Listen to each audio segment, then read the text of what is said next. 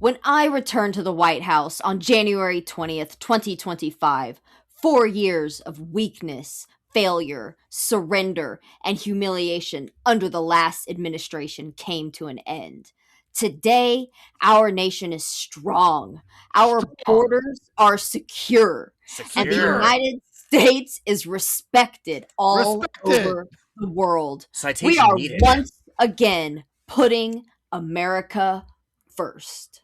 Let's fucking go! Fucking go! This is the timeline where Jen was elected. It's not all that different as it happens. Yeah, it's crazy how Jen for some reason ran as a communist, which is like you wouldn't expect to do that. You'd run that far to the left, and then turns out she just wanted to lock down the borders. That's all. We're about putting America first. I've joined the ACP. We are putting America first. MAGA communism. Salute. It's incredible what that position does to you. Like, you get elected and you just instantly okay, reactionary. Yeah. You become a sociopath. Folks, get ready for the United States counter-terrorism strategy from the White House 2026. Pew, pew, pew, pew, pew, pew, pew. Yes. Put in air horns and then the music. What could be, oh, what could be? How are the union and the socialist be? Everything I can need, oh, I need, oh, I need, oh, I need, oh, what could be? Oh, what could be? Oh, what could be? Oh, what could be? Oh, Welcome back to Workers Lit, your favorite podcast about fighting for the narrative and fighting terrorism. That's right, we fucking hate terrorists, and we are hunting for them. If you are a terrorist, your time is up. Yes, I'm speaking to you, Mr. Marco Rubio, and everyone else in the Trump cabinet. But unfortunately, the document that we're reviewing today, the counterterrorism strategy of the White House that has just been released, I don't think it's identifying maybe the terrorists that might pop into your head. Like you say, terrorist. I think a normal person is going to imagine a Netanyahu type. A normal person is going to imagine a Pete Hegseth type. Turns out maybe not the case. But before we get into this, Jen, Lenore, how are you doing? It's crazy because we appeared to our audience last week. We were visual. We were visible. Now we have once again become incorporeal voices. We no longer exist in the world, and you have to spend money on the interwebs to bring us back. Please give me my body back. I'm just a voice. It's not cheap to find human vessels to briefly take over and, suck dry. So, keep it coming. To do what? Wait a second. Say that again. Wait, what are we doing to them? Is that what we do when we find human bodies? Suck them dry. Listen, I just have the terminology here. You interpret it however. Welcome to Workers Lit, the gayest podcast on the left. Certainly gayer than fucking Operation Midnight Hammer. Which sounds like the gayest. Is that a porn? Is that like a porn parody of the military? Operation Midnight Hammer is some horrific shit the U.S. military did. That was Operation Midnight Hammer was when last summer, the first time we bombed Iran, and we said we destroyed their nuclear program forever and ever, amen. Forever until January. Until 6 months later, I guess they okay, no lie. I made the mistake of going on Reddit, and I made the further mistake of going on r/World News, just to see what the climate was there. Jesus. And there was one principled. It was an article about the UAE retaliating against Iran or whatever, right?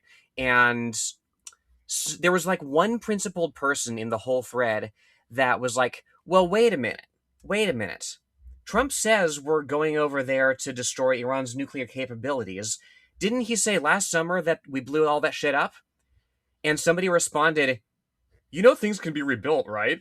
I love rebuilding a nuclear program in 6 months, but then not being able to build a bomb. It's crazy because Iran has spent the last 30 years, I've been told, being so close to a nuclear weapon, and clearly they don't work very fast, right? If they're that close for 30 years, and then they were able to get right back to where they were in a matter of months. It's honestly, It's remarkable, and I think that the problem is it's these like government agencies. It's if they just privatized it, Iran, they might be a lot more efficient. It's they need to run their government like a business. Is what See, it we've is. been worried about asymmetric warfare. What we needed to concentrate on is asymptotic warfare.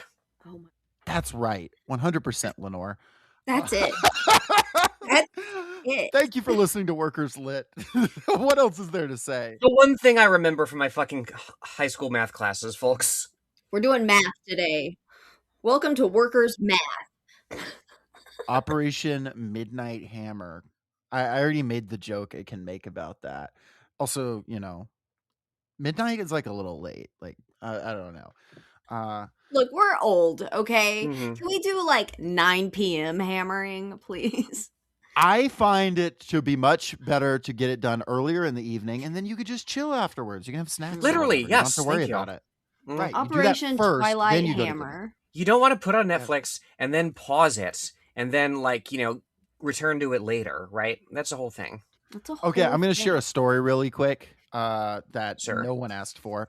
But you know what? Someone commented yesterday that our podcast episodes feel like hanging out with friends and feeling comfortable. So, I'm going to Aw. try to give you the real experience of what it is to like to hang out with me and how I talk. In college once, we literally Netflixed and chilled, put on The Office, which is like the ultimate Netflix and chill show. And probably Is the it? worst I've ever. In the sense of it's like the most basic, like what is It like a originated Netflix that. show, like Yeah. what is just like a show to put on, the most background noisy show conceivable. It's The Office, in my opinion. Yeah. Maybe Parks and Rec. And I am, let's say, going down on this guy, right?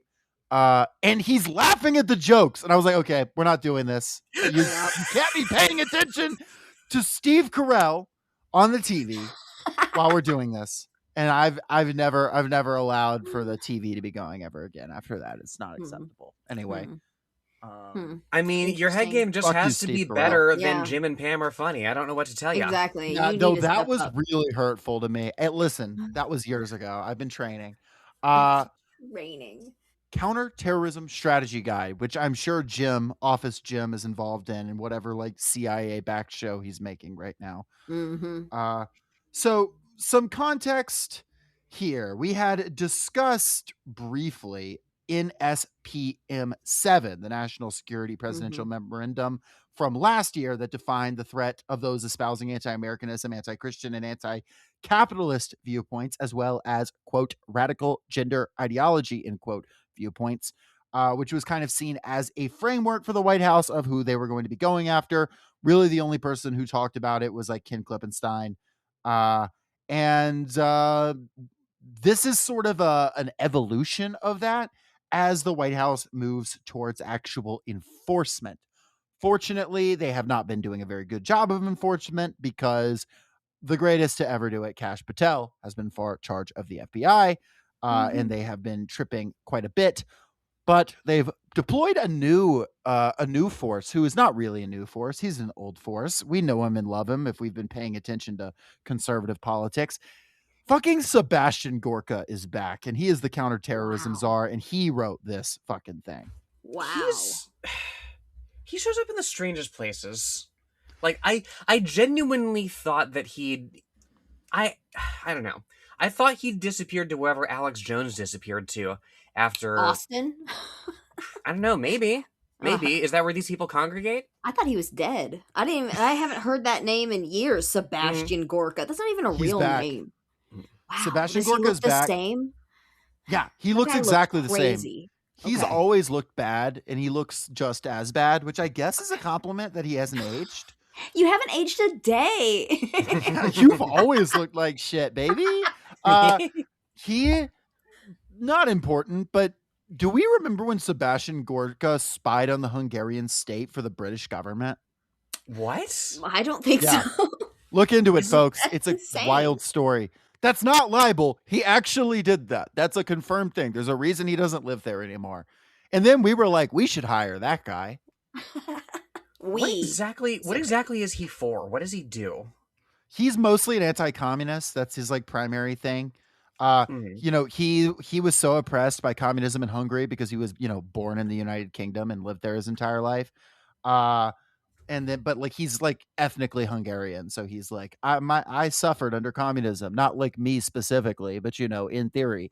Uh, and not to downplay, like obviously some dark shit went down in the Eastern Bloc in Hungary. Like, that's a whole conversation. But he does the Marco Rubio, Ted Cruz thing of like acting like they're from a communist country where they're not. Uh, Gorka then moved to Hungary, was there for a while, and spied on their government. He's only 55. Oh yeah, and he tried to bring down. The prime minister of Hungary by accusing him of being a communist. And he said if he would just get security Orban? clearance from the Hungarian government. No, the last one, the one before Orban. And this was like 2004. And he was like, if I can only get security clearance from the Hungarian government, I can prove it. And the Hungarian government was like, why the fuck would we give you security clearance? And then he fucked off to the United States, was on Newsmax for years. And then Trump was like, I like that guy from TV. He's in charge of counterterrorism now. And that's how and apparently Gorka was the guy who was really pushing for drone strikes in the ones we discussed in Nigeria and the ones that we discussed briefly in El Salvador.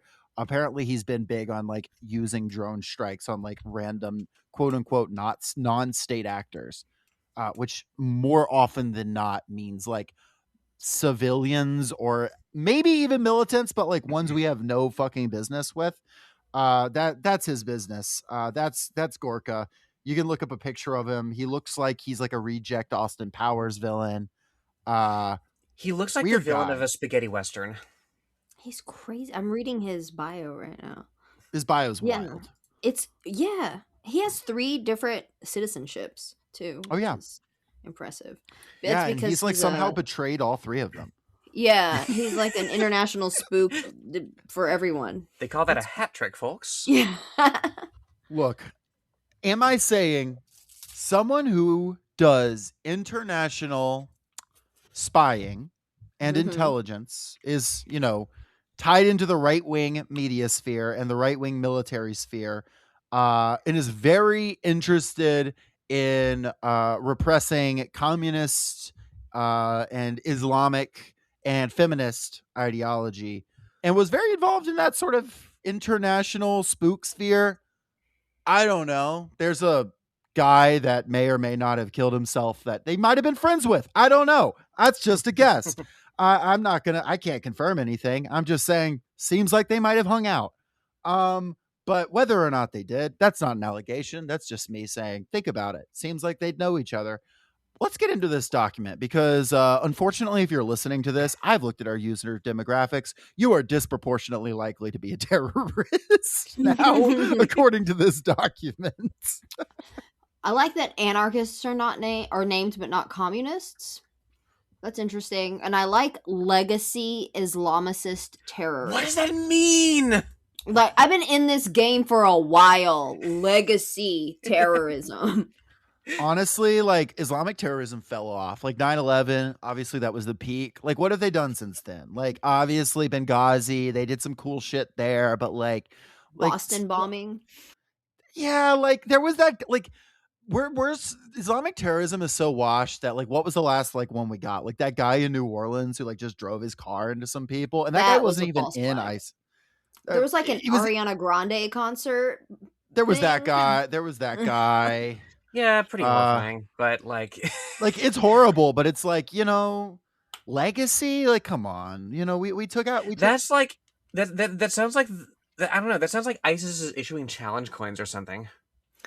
I would Fun love fact: one the of guy them. who did the New Orleans attack literally had printed off an ISIS flag to like hang up for himself. Like on you can- paper? Like, yeah, he had just like he had like convinced himself he was an ISIS. He was a member of the U.S. military. Kind of weird, huh? Call it a false flag if you want, or maybe just the brains of people in the U.S. Well, military are cooked. Either way, well, it's we shouldn't literally- give it's- them money. It's literally a false flag. He made the flag. Yes, no doubt. Yeah, this is weird. This is not even a 16-page document. Like, okay, so there's the title page, there's the table of contents. Okay, so so it's like a 14-page document essentially. And it is by far, not even 14 pages, like 13 and like change. Like it is by far the 12, shortest 11. thing. Yeah, something like that. It's getting 10. shorter as I look at it. It's by far the shortest thing we've ever read for the podcast that I have felt compelled to skim, because it is so fucking repetitive. It reads like, I was talking about this shortly before we went to record, y'all. Like the presidential foreword from which Jen was reading, which cribs off of her inauguration address. That's the one part of the document that I believe was written by a human. The rest you could have just asked like ChatGPT or Claude to make for you. It's like they can't even, these like, it says our counterterrorism strategy, and then in the like subhand headings it just says our CT priorities. Our cranial CT trauma priorities? Yeah, like they couldn't even write out counterterrorism in their subtitles. This is poorly written. Well, they're so used to just writing CP that they just get used to Oh, it. true. I want to note that per Ken Klippenstein, Sebastian Gorka called this document, quote, "my life's work." Is that not the saddest shit you've ever heard in your entire life? Amazing. What a life. Amazing. And he said apparently he waxed so poetic in previous drafts, his superiors told him, but from his own account, this is what he claims, that he had to cut it down because he apparently waxed poetic in this document. And it's like, Jesus, like it could have been shorter, actually. I want to quote briefly here from Ken Klippenstein just to talk about the battle for the narrative side of things. Quote, counterterrorism. Oh, and I will link this in the notes. Counterterrorism itself is a propaganda term, sanitizing the actual practice pre-crime, which aims to build cases against people for what they might do, most ominously based on speech or beliefs. The strategy doesn't bother hiding it. It promises to, quote, identify terror actors and plots before they happen and use law enforcement tools to cripple them operationally before they can maim or kill the innocent, end quote. The strategy also hints... I love pre-crime. Oh, yeah. The strategy also hints at a crackdown on pro-Palestinian groups. In a section laying out 5 functional aspects of the current counterterrorism environment, beyond the previously named 3 categories, it warns of a, quote, new and deepening alliance between the far left and Islamists, i.e., the Red-Green Alliance. This is a phrase borrowed from conservative discourse to suggest a conspiratorial alignment between the American left and radical Islam. The Red-Green Alliance term was pushed and possibly developed by Israeli think tanks like the Root Group, which defines the term as, quote, the nexus between radical progressive groups to Islamic organizations, end quotes, and picked up by right-wing news outlets. The framing is designed to recast any pro-Palestine activism as a front for jihadism. Links to this in, of course, the show notes. So, and we've talked about this Red-Green Alliance bullshit before. It sounds but cool. We can get into the document itself, but I wanted to frame that up because I think it's an important context, is that the very premise of counterterrorism, saying this is counterterrorism, to arrest whoever we need to arrest, to suppress, or even if they can't pull it off legally or like logistically, because Kash Patel and Sebastian Gorka are at the wheel, to cause people that they have identified as the outliers to become pariahs in social life, to make it normalized to not hire people, to fire people, to suppress people, to take vigilante action against people, to murder people. And we know that the types of folks that are listed as dangerous in this document, leftists, Muslims, transgender people, are in fact disproportionately likely to face that sort of discrimination, violence, and pain through the system. And of course, the state wants to inflict it. It remains a question of just how much capacity, like how well of a job they're going to do it. But this propagandistic side of it is very important. And it's very much to sell their base on like, no, these people were gonna murder people. Mm-hmm. Is this is just a presidential statement? It doesn't have any teeth to it as of yet. The teeth are that the FBI, NSA, and CIA are supposed to orient their work around this stuff. Right. I think I'm just asking, is this a it's not an executive order or something like that. It's just a statement release of priorities. Essentially, yeah, it's a statement of priorities, and basically people in those agencies are supposed to read it and follow it. It Okay, follows okay. up on a presidential. However, there was a presidential memorandum that went out that Right. That does was have the thing Clip was some talking weight. about. Yeah. And this Okay. basically is supposed to like further refine that. And then they're basically saying, we're actually doing it now, guys, because like, I guess they fucked up doing it the first time. I don't know. Yeah, so it just But this gives does lay it more out a free little more reign. detail. Yeah. Yeah. Okay. Mm-hmm. So states that are already being shitty to these people are just gonna have even more free reign to be shitty to these people, essentially, right? That's the idea. And the idea Yeah. is to, and I mean, I will say, you know, we haven't seen the type of, we haven't seen fucking Minority Report happen yet or anything like that. And I'm not predicting that that happens because they don't have the pre-cog machines. Go listen to our Minority Report episode. It's good. But this again, this gives further license to their project and to their base to do the things they Yeah. want to do. It's just another step. Yeah. And it's their justification for carrying out. It's their justification to their foot soldiers about why you don't need to feel like a bad person for doing these things, because fascism does have to kill that human solidaristic impulse that like comes Right. with all of us. They have to find a reason to do it. Almost no one in this world like is like consciously saying, I am a bad guy, I am an oppressor, I am a monster. They have a reason for why they have to be a monster. Those are actually Jacob's affirmations in the morning. He gets up and he looks in the mirror Every and he's morning. like, I am the greatest villain who ever lived. I am a bad boy. Yeah. According to an email, I love speaking over diaspora voices. They didn't even say which diaspora. Probably Iranian is probably what they mean.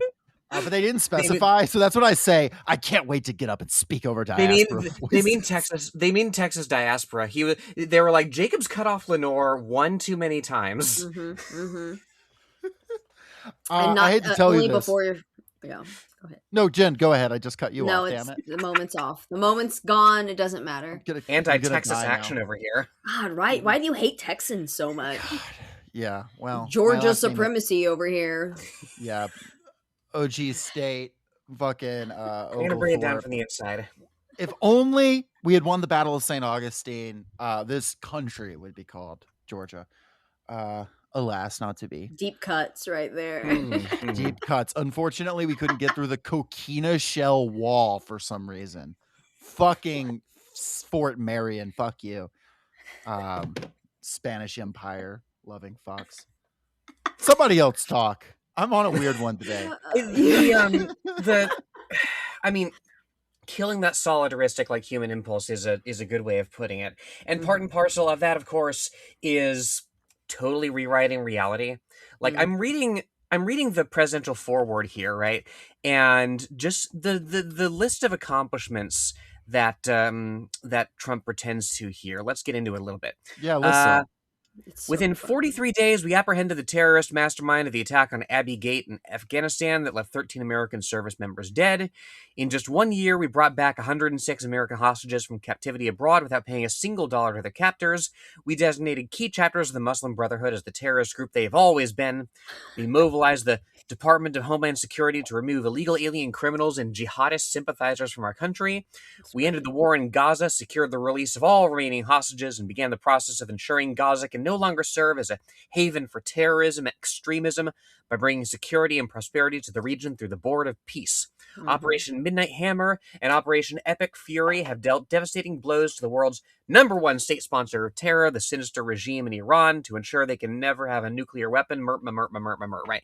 Like he talks about like cartels. He talks about the illegal smash and grab against Nicolas Maduro.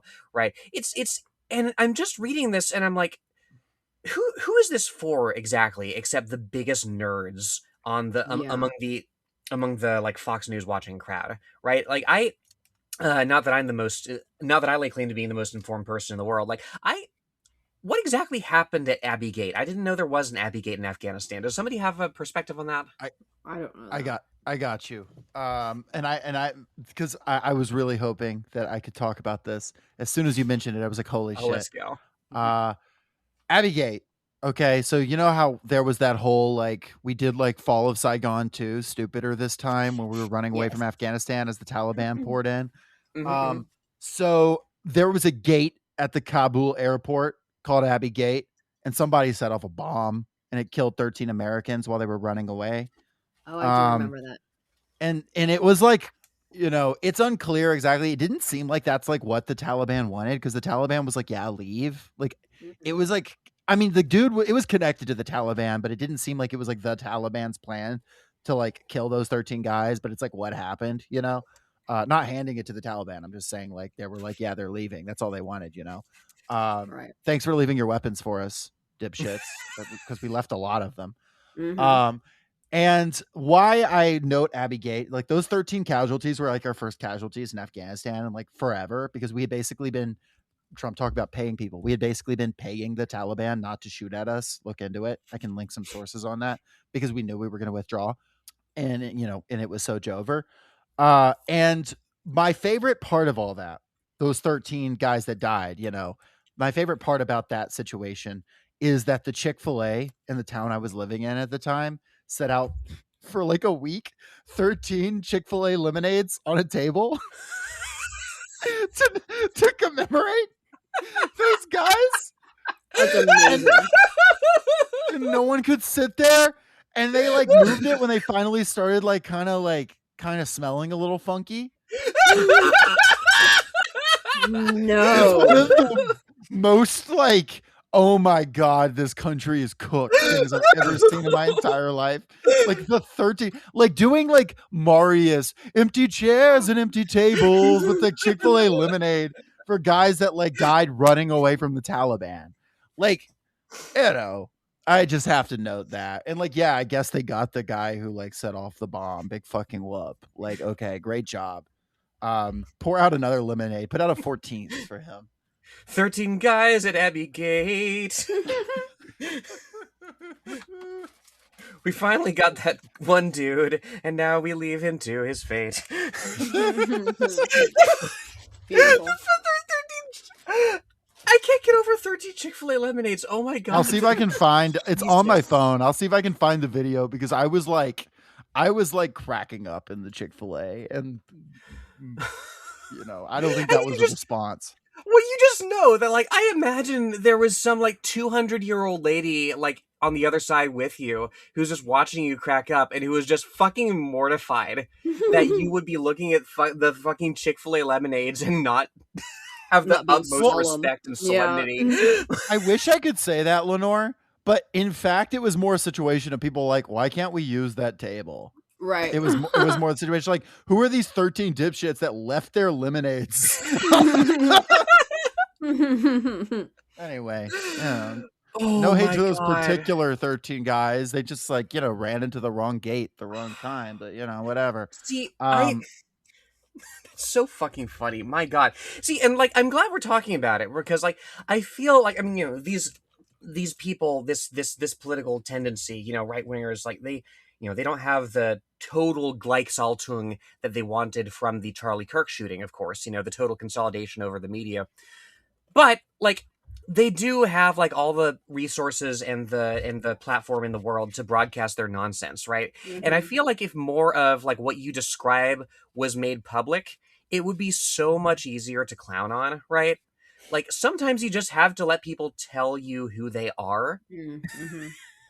But Yeah. like the problem is like the people that's for think that's awesome. That's the thing. Like if the person that's for is listening, I don't know how they got this far, but if they are, they're gonna think that like I'm a horrible, unpatriotic piece of shit. And like, yeah, thank you, I agree. But mean, like, yeah. but like, you know, so that therein lies the issue. But counter-terrorism document. I'm sorry to derail, but you mentioned Abbey Gate, and I was like, oh my god, I just Yeah. remembered You know what that the is. Yeah, lemonades. but no, but it does sort of encapsulate the whole thing here. Is like they have to recast these like embarrassing defeats for the U.S. state, like, and whatever victory they can claw from the jaws of, you know, finally being forced to admit that this is untenable and leave, right? They have to cast that as like the ultimate like moral, like patriotic victory, you know? Like it's just loser nonsense. also, like, priority-wise, right? In just 1 year, we brought back 106 American hostages from captivity without paying a single dollar. How... I assume this is like rescue missions, right? How much does your average rescue mission cost as opposed to just paying people to let them go? Yeah, but then you don't get to use your fancy pew-pews. That's true. That's true. And we got to justify that budget. Got it. They're also counting, like, when we were doing deals with Iran a few months ago, and we were like, hey, if you let go of some of our citizens that you have captive that, you know, don't ask why they were there or why they were in the military in Tehran. If you let them go, like, you know, that'll help negotiations. And, you know, because Iran was negotiating with us at the time, they did like some good faith releases. Like, that's a few of them.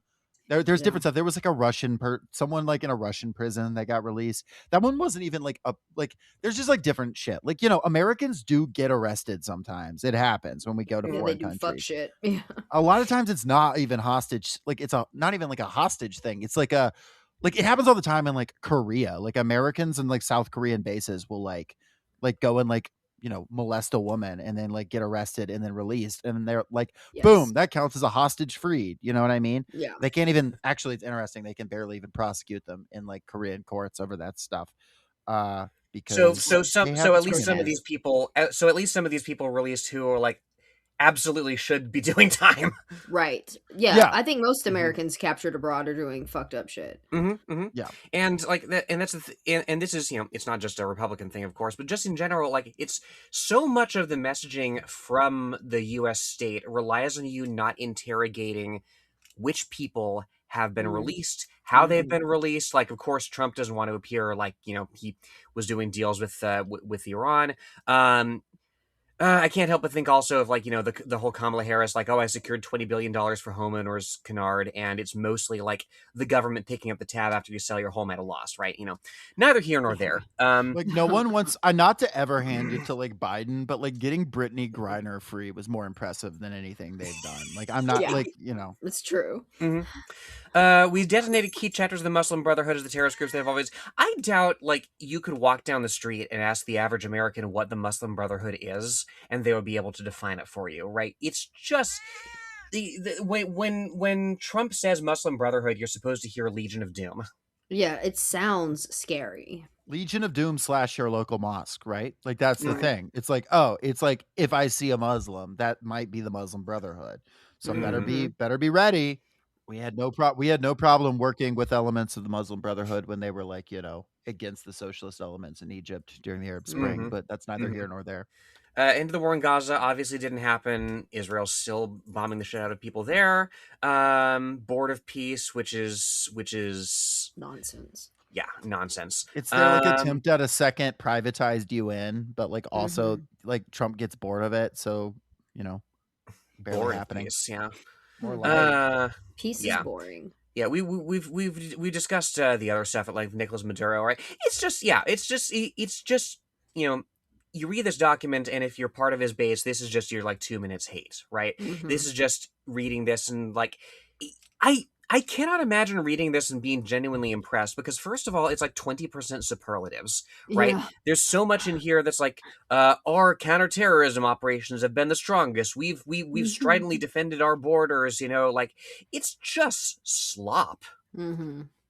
Have y'all ever seen like the Epoch Times, like the newsletter that they put out?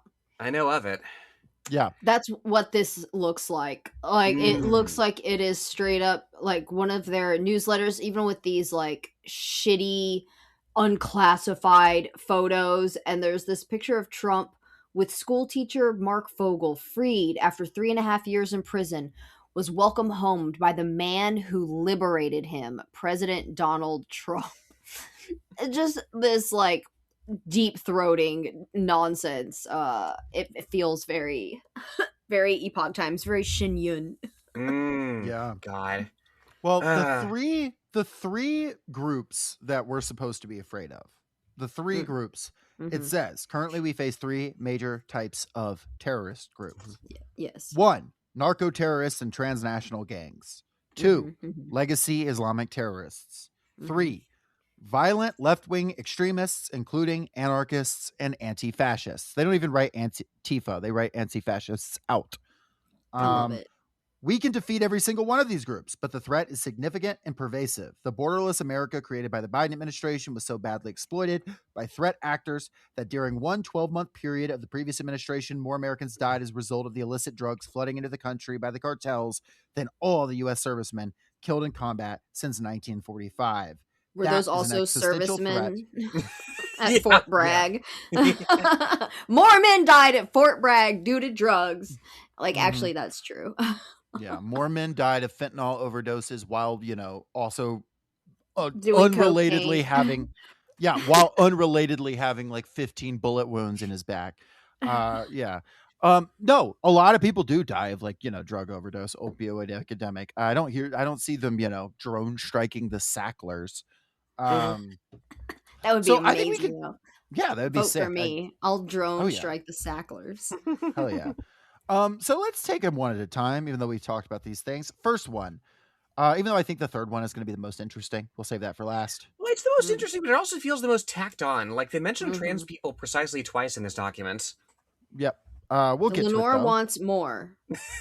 Lenore demands front page oppression now. Send me a cute FBI agent to knock on my door and just ask me how my day's going. That's propaganda. First, we can start with the third one if y'all want to. It seems like y'all are rearing to talk about it. I mean, the first two are boring.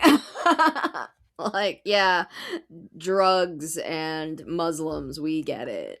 Well, I think there's something meaningful about the narco-terrorist and transnational gang element of it. And I'll say this, that is very critical. And they talk about it to the hemispheric domination plan, which is something that the more realistic neocons have been really pushing. The like, hey, maybe this global empire thing's going to be pretty tough with, China and Russia and whatnot. But in our hemisphere, not really any military power that can particularly challenge us. And it is important that the United States be able to strike anywhere at any time in our hemisphere and feel like there is buy-in.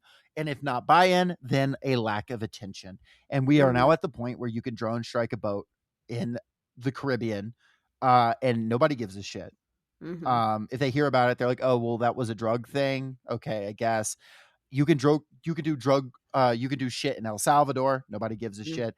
You can do... Clearly, there's CIA operations happening in Mexico, right? Because multiple CIA agents just died in Mexico. They say it was in a car crash. They said the car went over a cliff and blew up. I'm not kidding. That was the official statement. Amazing. And it's like, okay, I guess. Well, rip to Agent Thelma and Agent Louise. Right. I mean, I guess they could have gone over a cliff and blown up, right? I hope so. That's cool as fuck. It was awesome. I was watching The Five because it was on in my gym, and Greg Gutfeld said it was crazy that Claudia Scheinbaum didn't thank those two for their service. I'm not kidding. Okay, he was like, why would the president... Is he a comedian or a newscaster? He's both. Oh, Christ. He's just like us for real. Yeah. He's really funny. You do hit upon something very important, Jacob, is that like it's shot through this whole thing certainly is like the Trump corollary. To the Monroe Doctrine, which is literally just the Roosevelt corollary rewarmed, right? The right, we claim the right to interfere and intervene in basically anywhere in the Western Hemisphere. Like it's, certainly Latin America, as always we have, but also like this includes like, they obliquely refer indeed to the Christmas strikes on Nigeria as well. Yes. Right. And it's also Greenland is part of that. And we're building 3 new military bases there, which is ultimately what that whole debacle was about, aside from Trump's ego. That is happening? They're building more bases? It looks like it, yeah. Oh, shit. It's like that one Rick and Morty bit. Okay, that was always allowed. Yeah. Yeah. No, like it's interesting. It represents it certainly reads to me like the more like pragmatic empire people have sort of won out in the writing of this while speaking with the language of the real like global domination freaks. Because there are there's a lot in here as well about like, okay, there is a number of nations that we can collaborate with, but like that we don't actually have to put boots on the ground, right? Which indicates to me that in certain theaters they're pulling back, right? They say that, okay, like it's no longer like the so-called Middle East is no longer critical to our energy independence, but there's still aspects of that we need to control, right? Like the Strait of Hormuz, right? It's which, it's a trajectory of a piece with the total abandonment of like Bush era state building, which, was itself like also not good, but it just feels like an even more arbitrary version of what came before, right? Because what you also see is Trump saying, yeah, like I devolved a whole bunch of authority for making these strikes against so-called terrorist targets to combatant commanders, which are these 11 four-star generals and admirals that have control over certain theaters in the world. So Trump's basically doing the president is missing thing and like creating warlords. He's doing the thing from Left Behind, where Nikolai Carpathia tells 10 guys, you are now the 10 kings of the world who rule the different sections. And hey, Trump just got a big golden statue given to him by a bunch of Christians and ultra-Orthodox Jewish people. So dedicated to him on a golf course in Miami. So, he's on his Antichrist speed run. Oh, yeah. Yeah, Europe better watch out for not a calf. For King General Alexis Grinkovich. Hell yeah. But I think the element of like the transnational gangs are important. They want you to feel afraid. And here's the thing. There is an element of truth that a lot of Americans die of drug overdoses every year. Sure. Like a lot of I just identified probably the number one culprits of it, which is the Sackler family, which made a fucking killing on the opioid crisis, and any number of other capitalists. But like, yeah, drugs do cross borders both ways, by the way. Like Canada has to deal with a shit ton of like fentanyl imports from the United States, right? And it's mostly land crossings as well, right? Yes. There's this weird fixation on like this purported like 90% decrease in maritime drug smuggling, which supposedly, to hear Trump tell it, is what striking, harmless fishermen in the Caribbean was all about, right? And it's like the maritime drug smuggling thing only sounds impressive, I think, if you misunderstand the term port of entry, right? Because it's, port of entry can mean a seaport, but it can also just mean like anywhere you're allowed to lawfully enter the country, like a border crossing. Yeah. Also, is that when he was talking about the sea? Like a lot of people hear the sea and they think looking at something, but the sea also means water. With respect to drugs coming in by sea, meaning drugs coming in by water, by the ocean, by the sea. A lot of people don't know what I mean by sea. They think I'm talking about vision. I'm not. I'm talking about sea, like the sea. Oh my God. God, there's so much weirdness that I'm missing. I mean, it's nonsense. It never stops. It's just an old man rambling. And like people are afraid of it is also a way of making like there's a gun violence problem in the United States. Well, whose fault is it? Well, it's immigrants' fault. It's transnational gangs' fault. There's a drug problem in the United States. Whose fault is it? It's immigrants. It's the drug traffickers. You have to give us increased ability, not increased ability to do law enforcement here, though that is part of it, but also increased ability to do law enforcement and quote actions across the hemisphere, which is of course what they called the operation that took out Nicolas Maduro. And when and if they take operations against Cuba, my guess is they will call it a law enforcement operation. Are you telling me that these national gangs are trans? Yes, and we will get into that shortly after we discuss Islamic terrorism. Do we have anything to say about this, like that we haven't said a million times already? I mean, nothing new. 9/11, never forget. I do one more bit about this stood out to me. Actually, it applies to both of these first two things.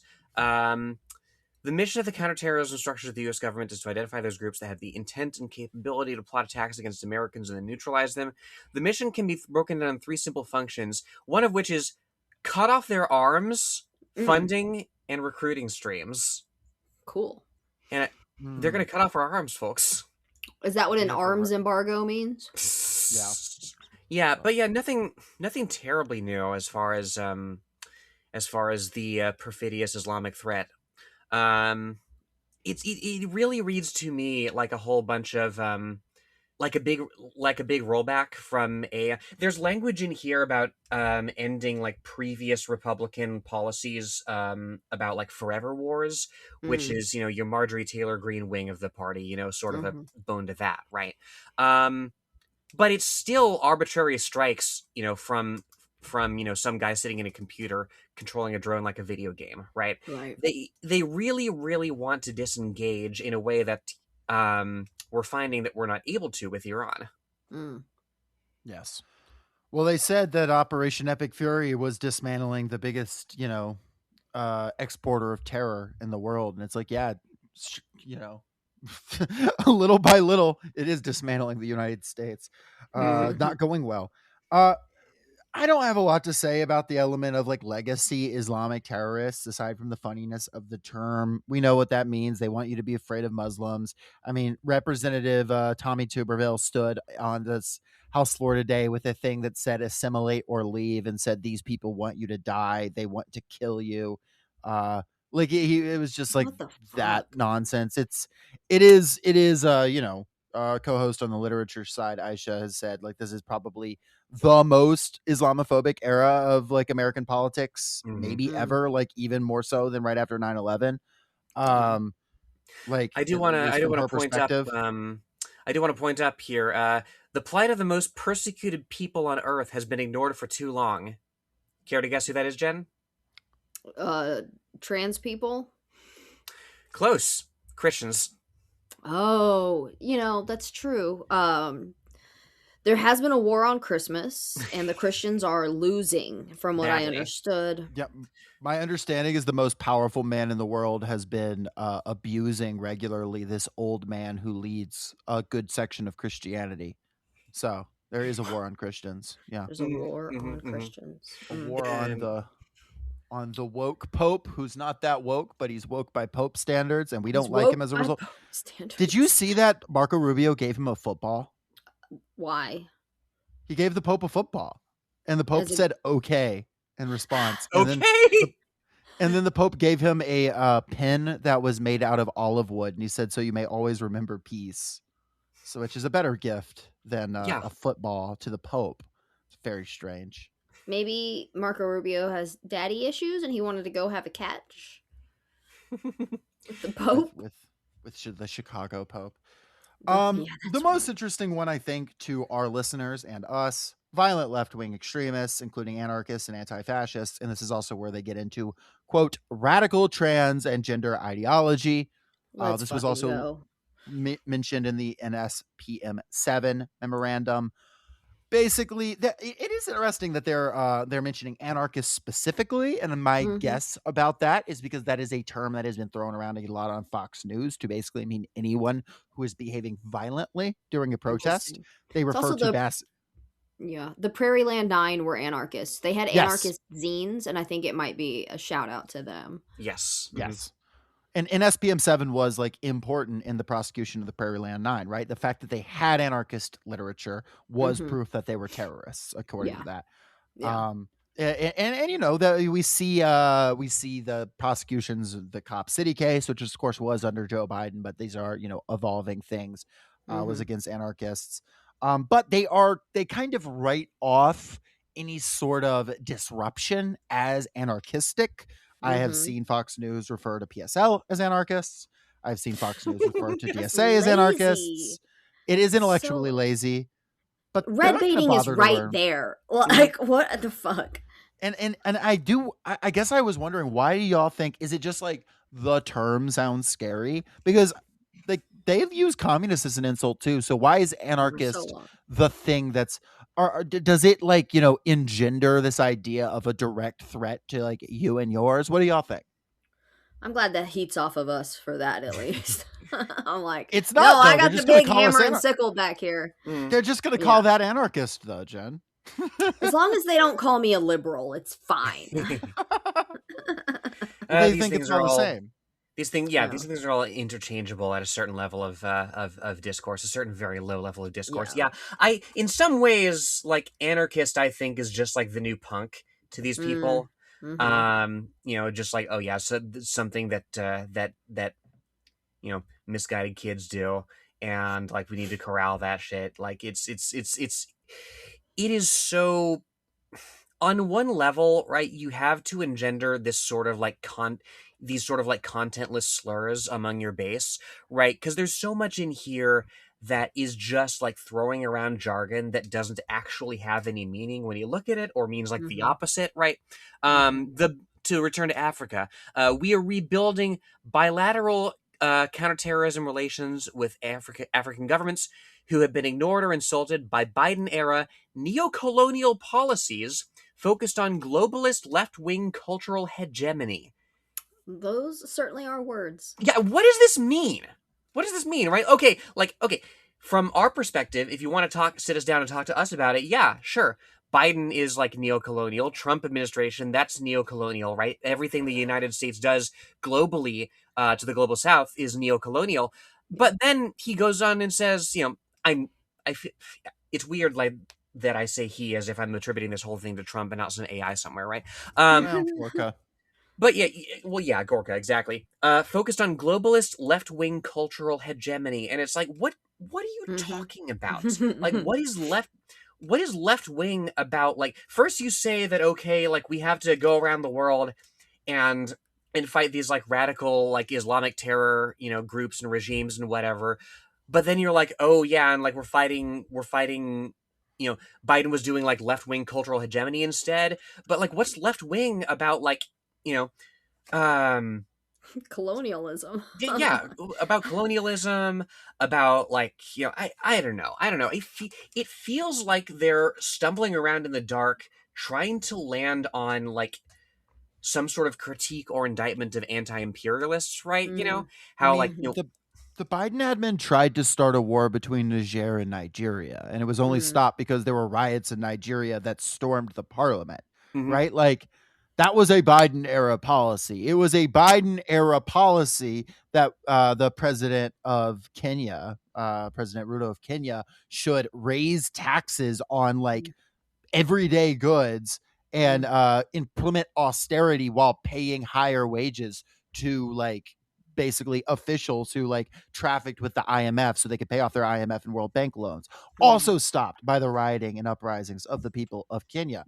And it is now the Trump policy that, as much as they want to talk about radical Islamic terrorism, when conservative Islamic groups with guns that are somehow from the United States, I don't know how, end up killing government officials in Mali, a government that has spoken out against the United States, a government with contradictions, but a government that is trying to take its resources back for the people of Mali.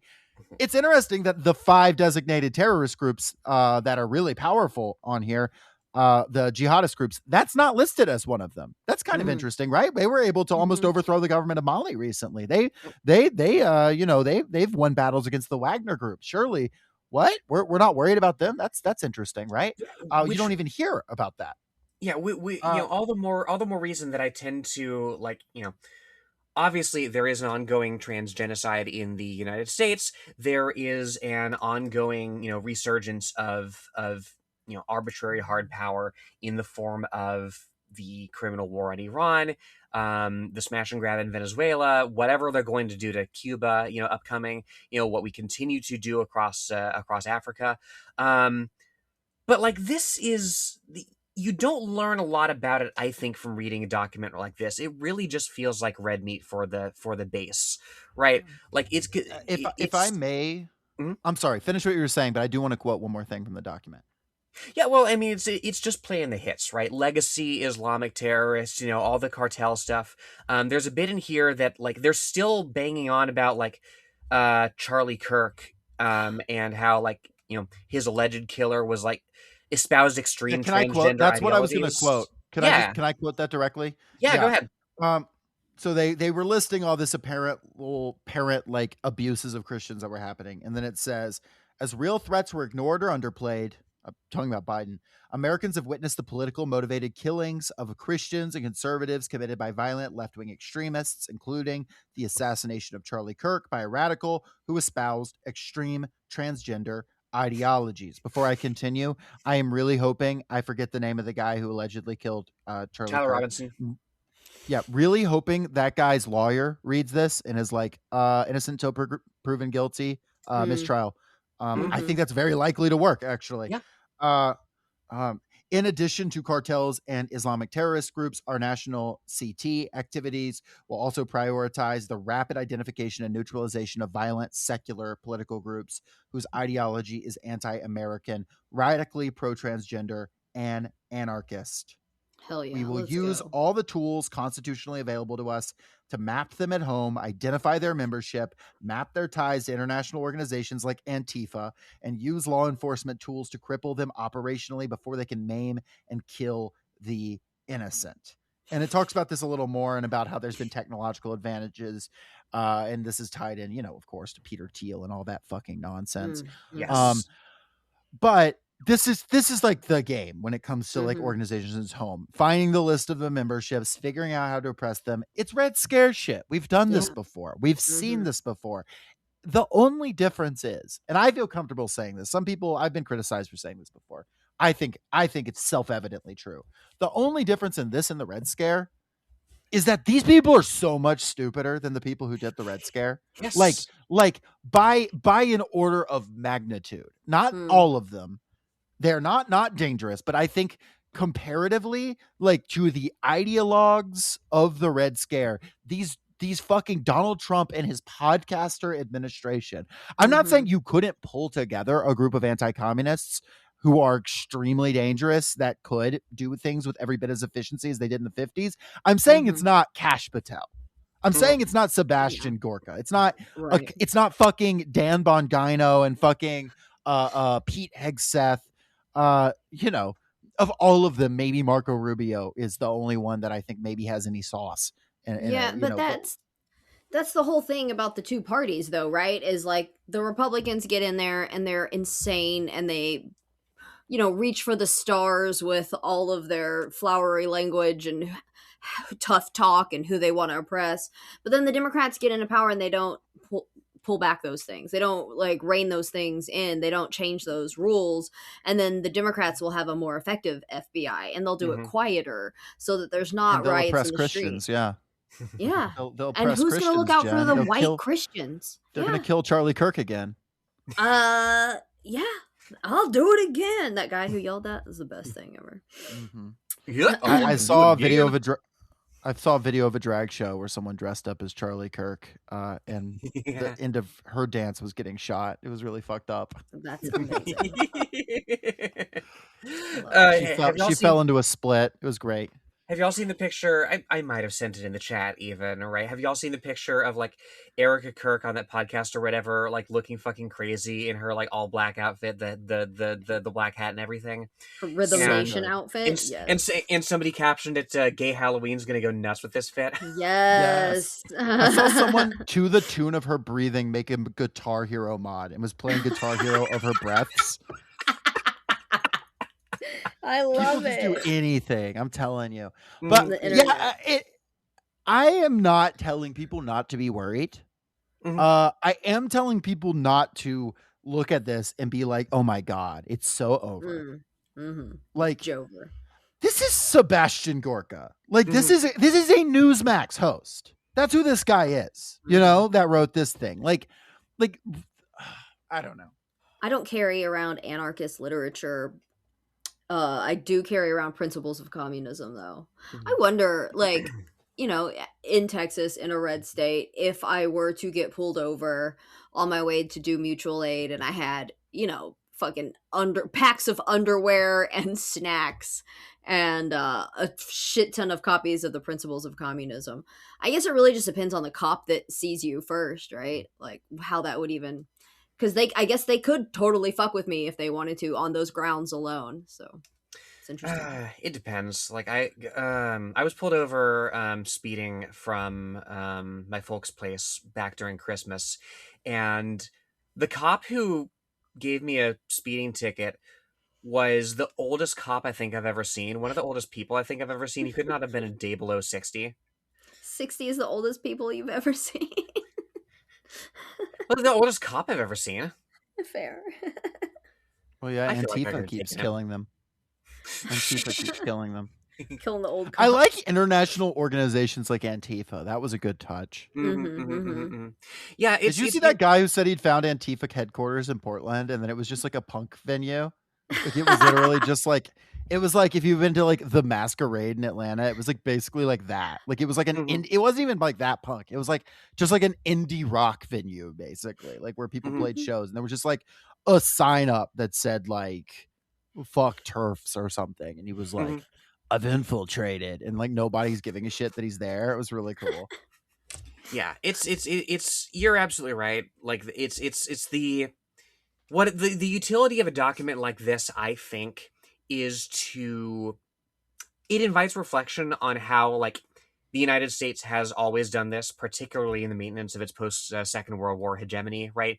In terms of persecuting left political actors, in terms of prosecuting its global wars, right? It's not a terrible departure from that policy, and it should lay bare the lies that policy rests on. We've gone through and we've taken apart, the nonsense undergirding their like claims of victory, of the things that they claim are a threat to the United States. We didn't even get into the nuclear stuff. Like they're the AI that wrote this thing is terrified, apoplectic at the idea of like a non-state actor getting a nuclear weapon, which cannot fucking happen. It will never happen. Those things are incredibly prohibitively hard to.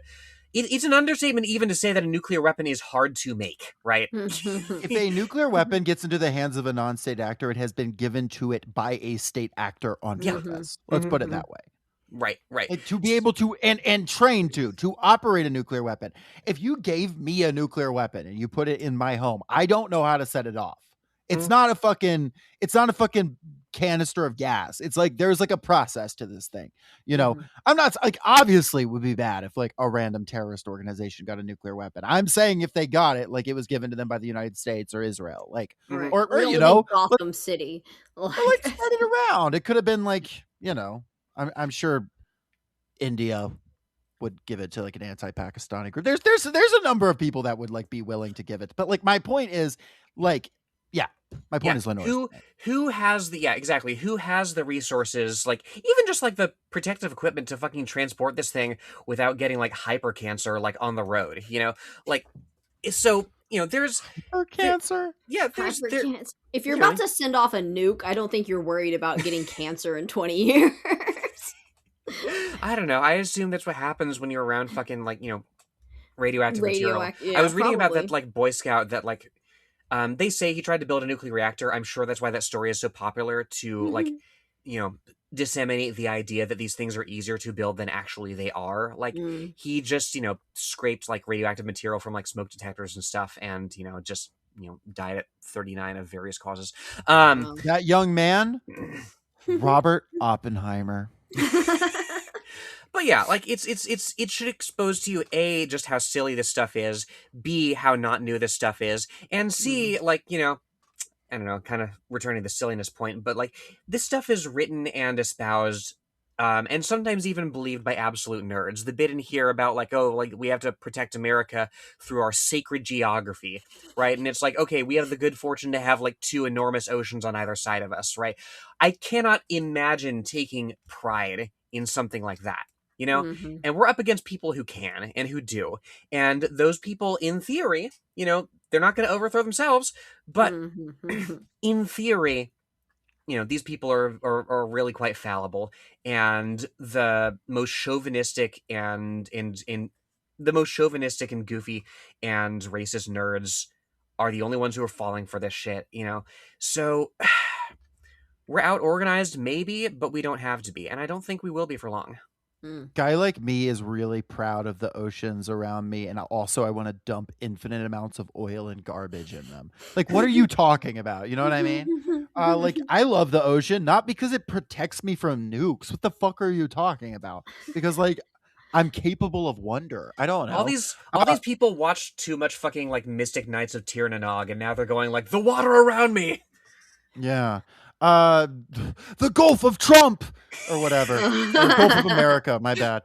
No, you had it right.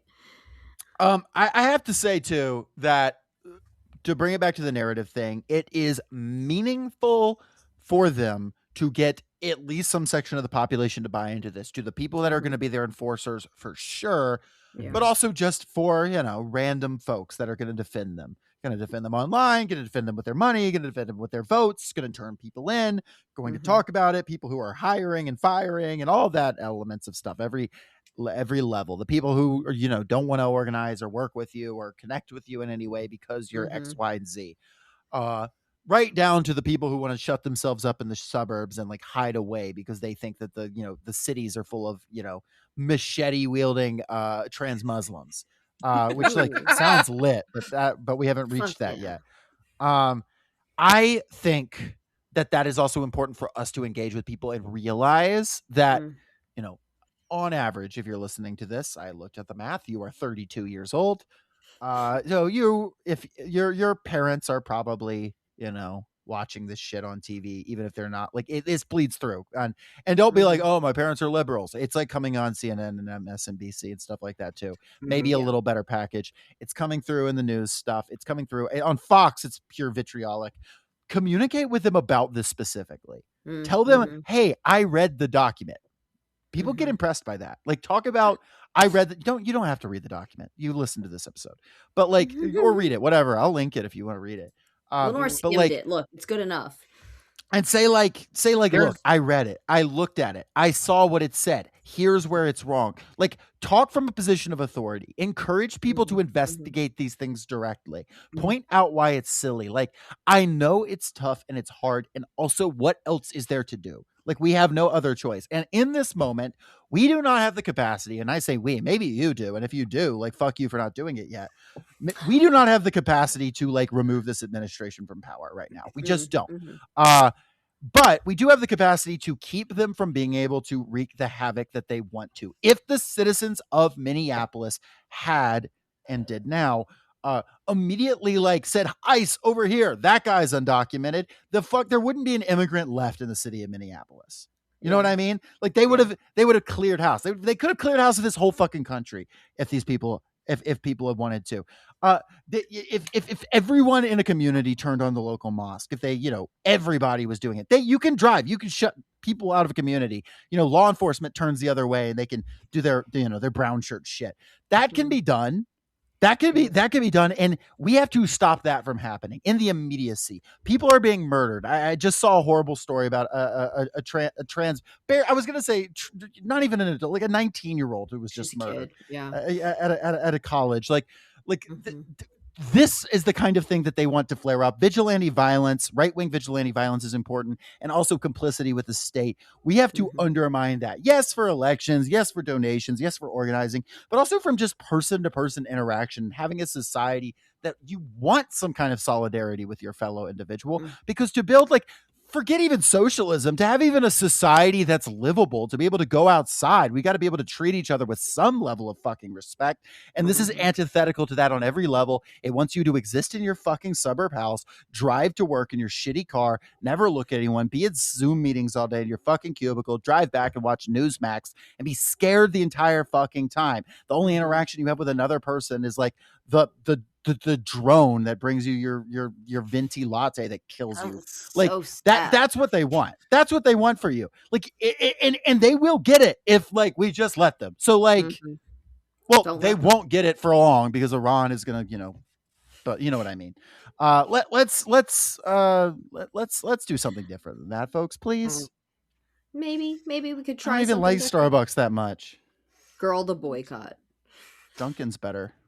And on that note, Workers Lit brought to you now with protein milk at Dunkin' locations. Ew. What is protein milk? It's fine. It's just milk with protein powder in it. Is it chalky? Fine. I used to have protein milk, but then I went on HRT.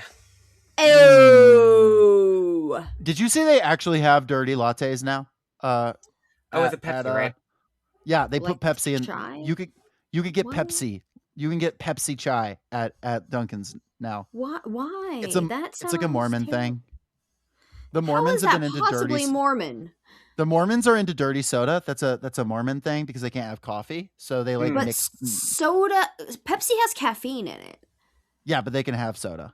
No, no. I'm pretty sure. Caffeine is what's banned, not coffee. Let me double We're check. gonna get a lot of input from our Mormon listeners. Wait, 1 second. Look, I played roller derby. That shit is full of ex-Mormons because they get out and they need to hit shit. Oh, hell yeah. Yes, here we go. Dirty soda is a popular Utah-based beverage trend originating from the Church of Latter-day Saints of Jesus Christ, featuring soda customized with cream, flavored syrups, and fruits. I was Emerging discussing. around Look up 2010. what's banned, though. Look up what Mormons are The prohibited. why. Members of the LDS Church abstain from alcohol, coffee, and tea, leading to a need for alternative social, caffeinated, or indulgent beverages. I mean, I really should get into to roller derby. Y'all sound fucking cool. Yeah, you can play. Go play roller derby. I'm looking. I'm looking at NPR says that that they're allowed to have caffeinated soda. It's it's tea and coffee that they can't have. So that's where it comes from. They have soda bars and the Mormonification of the American mind. That's what it is. That's the thing. Like, I think what you said the other day, Jacob, when you opined that, like, okay, the evangelicals are like big and scary, but like the Mormons are like the true final boss, right? The Necron to our Final Fantasy IX, right? You know, because those people are like, you know, the U.S. intelligence agencies are full of those people. If there is socialist United States, Utah will be our Tibet. Here's a fun thing. What's evil is, this is a Mormon thing. Evil is gender affirming surgery. Any piercing other than earrings on a woman and tattoos. What is okay is cosmetic surgery. One pair of earrings on a woman, and makeup and Botox are allowed. Oh, Botox. One pair of earrings is great. Joseph pair Smith of was like one, just one. They also have what kinds of tea you can drink. It's very specific. God was like, you can have Mar-a-Lago face, but you better not have a tattoo. Don't you dare. Or a nose ring. God. Well, folks, sound off in the comments if you have a nose ring. Or a dirty soda, or a trans Antifa terrorist, or our Sebastian Gorka, so you can come on the show and we will mute you and say featuring Sebastian Gorka, and everyone will be like, where was he? We're like, oh, we were being mean to him the whole time. He was there. Anything else? Don't be too afraid, but, you know, be vigilant, right? You know, as pessimistic as I tend to be about, you know, any institution existing in this country, you know, I've been very pleasantly surprised by community outreach and efforts to show out for people who are targeted by the state. So yeah, these people are nerds. They're nerds with guns, but, like, you know, they can't fucking shoot straight. But we can shoot gay. Ooh. Hell yeah. Not shoot gays, to be clear. But... I'm gonna shoot some gays. That's what Jacob said. Yeah, his words, not mine. See ya next time, folks. Bye. Take care. Pages upon pages, words of wisdom from other workers' brow. Got my nose to the spine, nose soaking up all the wisdom of their will now. The workers' tongue and stories, how we want to know every right we enjoy. Away from the lights, away from the noise, we can rebuild everything they destroy. What the leader, what the dream, power of the union and the socialist dream. Everything I can get, oh I need, oh I need, oh I need, oh the workers need. The more I get, oh the more I need. Head in the books, so my mind is free. Diving in with everyone in mind, on my mind, oh rally of all kinds. Cross the class, so we share and we show how we win, oh and how we know. No, but when we're together, we're tired of working lean and eating pro. Working lean, oh workers.